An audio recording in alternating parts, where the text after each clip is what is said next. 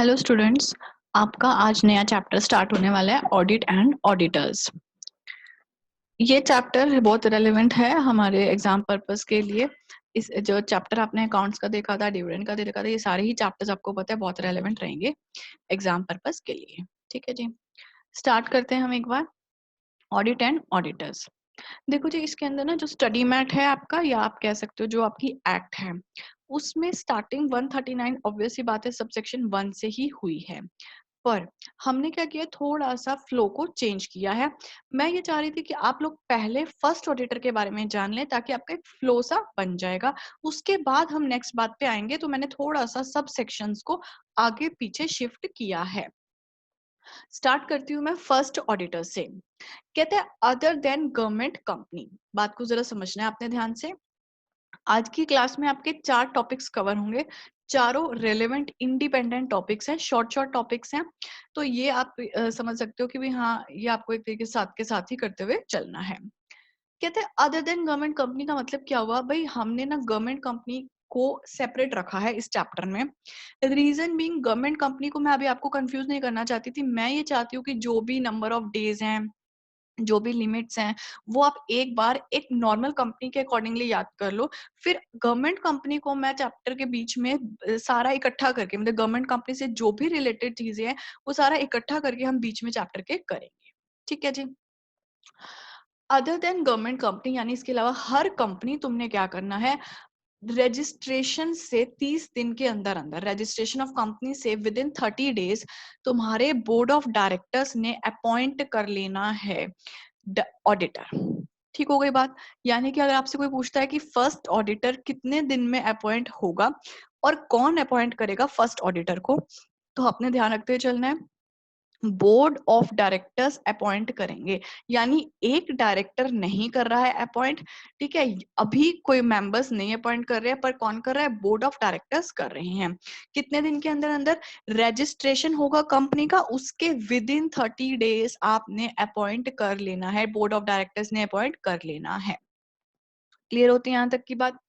Next बात हम check करते हैं भाई, अगर मान लो बोर्ड ऑफ डायरेक्टर्स ऐसा ना करे किसी भी रीजन की वजह से, उन्हें क्या करना है, इन्फॉर्म करना है मेंबर्स को। बोर्ड ऑफ डायरेक्टर्स क्या करेंगे, इंटीमेट करेंगे मेंबर्स को, और मेंबर्स ने क्या करना है, ईजीएम में 90 डेज के अंदर अंदर ऑडिटर की अपॉइंटमेंट कर लेनी है।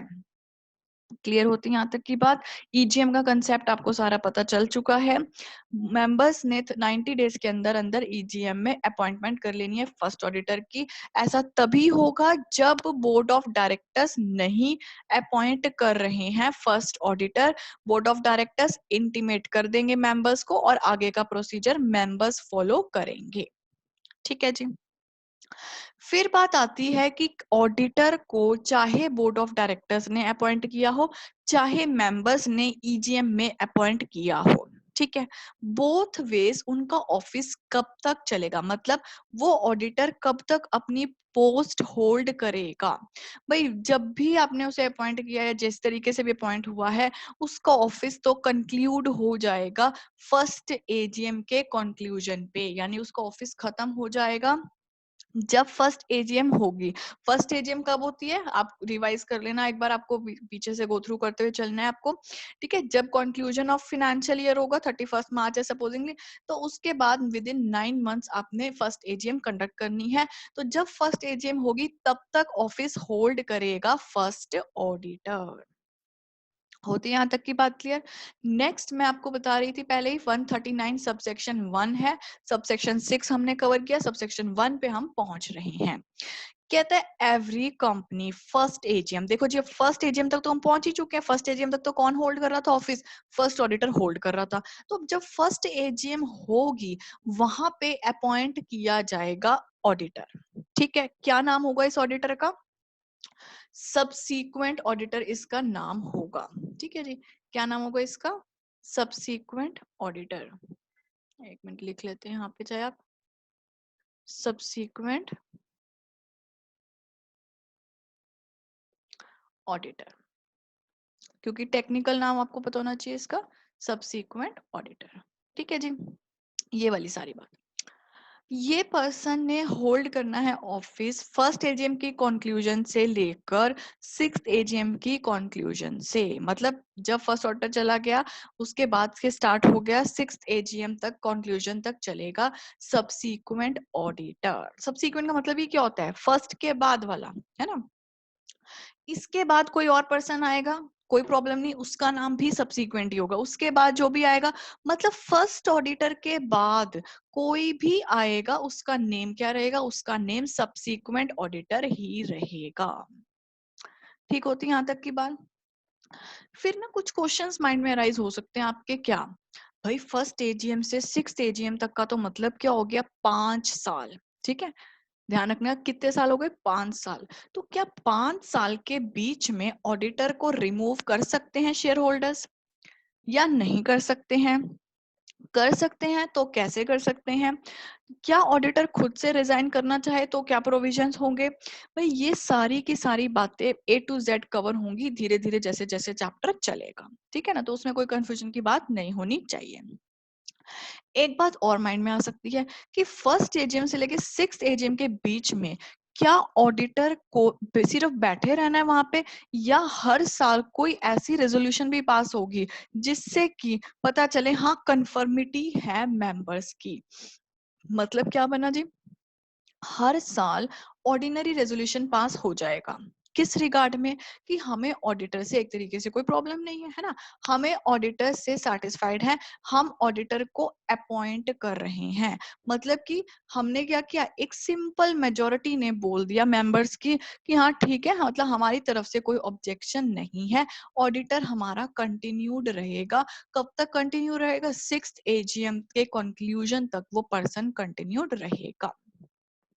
दोनों बातें कवर हो जाएंगी, फर्स्ट ऑडिटर की बात भी कवर हो जाएगी और आपके सबसीक्वेंट ऑडिटर की बात भी कवर हो जाएगी। नेक्स्ट चेक करते हैं हम यहाँ से।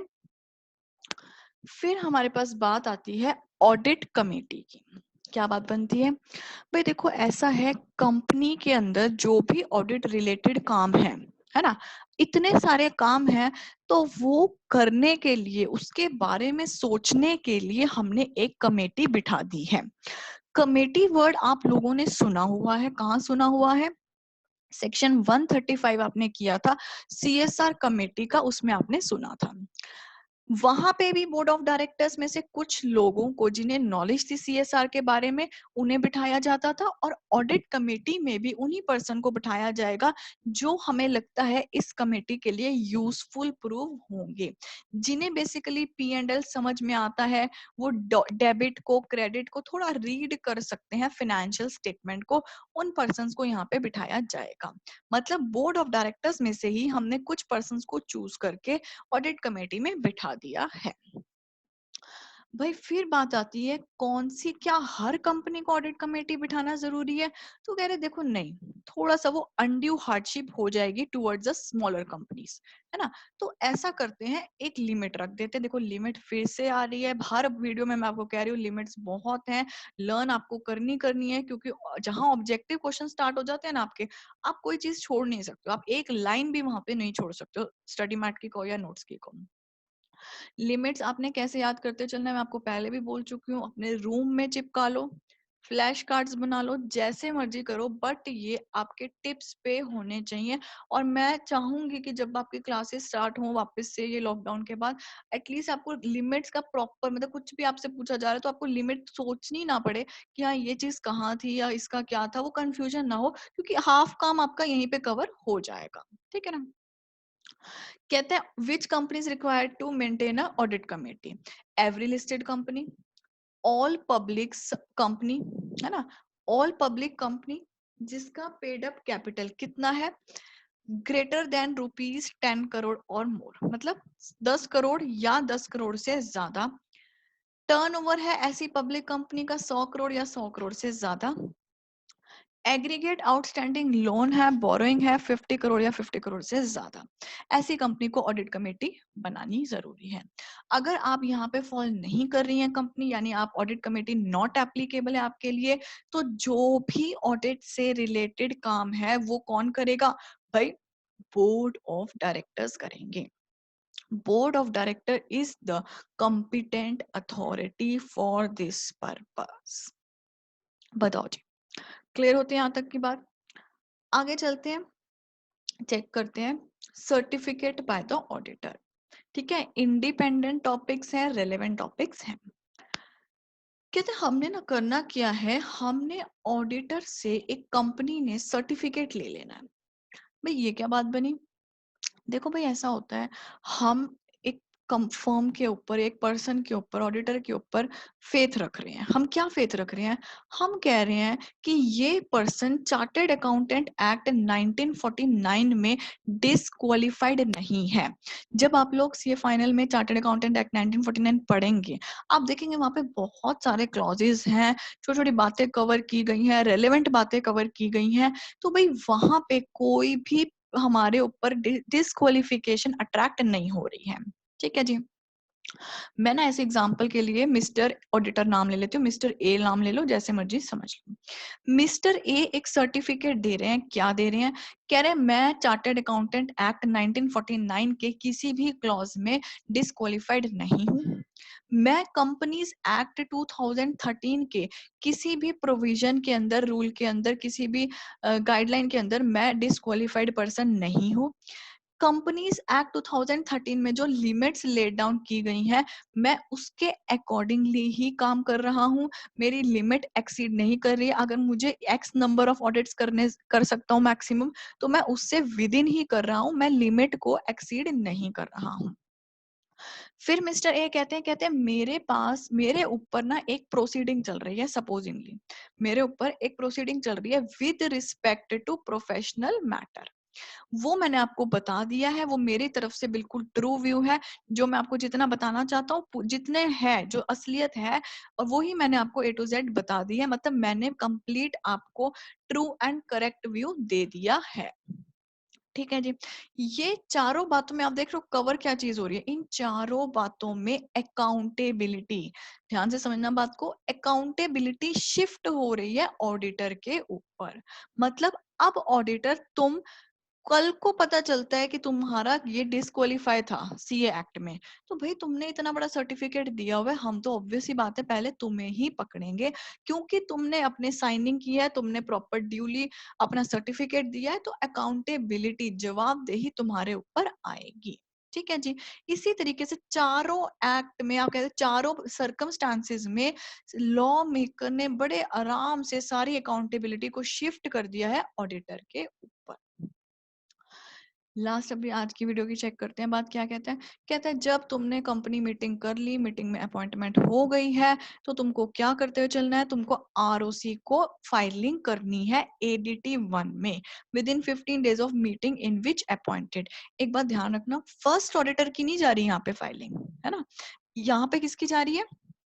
यहाँ पे जा रही है सब्सीक्वेंट ऑडिटर की, है ना? सब्सीक्वेंट ऑडिटर की ही फाइलिंग्स जाएंगी, चाहे वो सेकंड है, थर्ड है, फोर्थ है, जितने नंबर चलेंगे सबकी फाइलिंग जाएगी आरओसी के पास 15 डेज के अंदर अंदर। फर्स्ट ऑर्डर की फाइलिंग नहीं जा रही है।